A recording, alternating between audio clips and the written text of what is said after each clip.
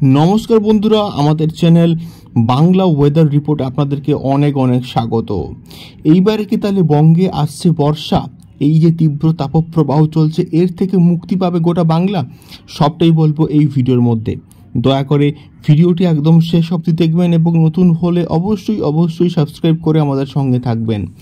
Cyclone Remal চলে যাওয়ার পর বাংলায় কিন্তু ফিরেছে তাপপ্রবাহ এবং এই তাপপ্রবাহের ব্যাটেল কিন্তু চলছে গত 3 থেকে 4 দিন ধরে এবং বাংলা পড়ছে এবং তার সঙ্গে সঙ্গে উত্তরবঙ্গে কিন্তু প্রবল বৃষ্টি চলছে এবং উত্তরবঙ্গের বিস্তীর্ণ এলাকা আসাম, গ্যাংটক, দার্জিলিং, শিলিগুড়ি এবং বাংলাদেশের উত্তর অংশেও কিন্তু বিভিন্ন জায়গায় এখন কিন্তু বৃষ্টিপাত চলছে।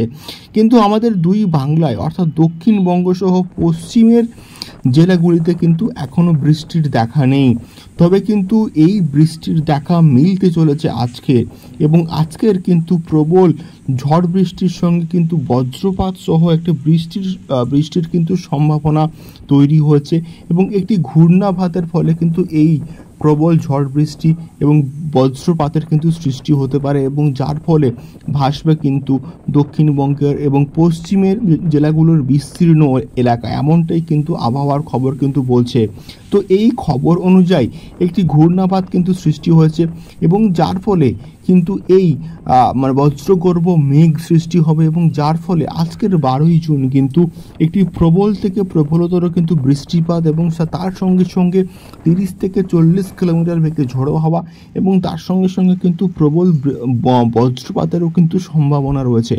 তো এমনটাই কিন্তু আমাদের আপডেট দিচ্ছে আবহাওয়া দপ্তর এবং তার সঙ্গে সঙ্গে সমস্ত নিউজ চ্যানেলও কিন্তু এই আপডেটটি দিচ্ছে যে আজকের কিন্তু একটু তাপপ্রবাহের পরিমাণ কমতে পারে এবং বজ্রপাত সহ বৃষ্টিপাতের কিন্তু সম্ভাবনা তৈরি হতে পারে।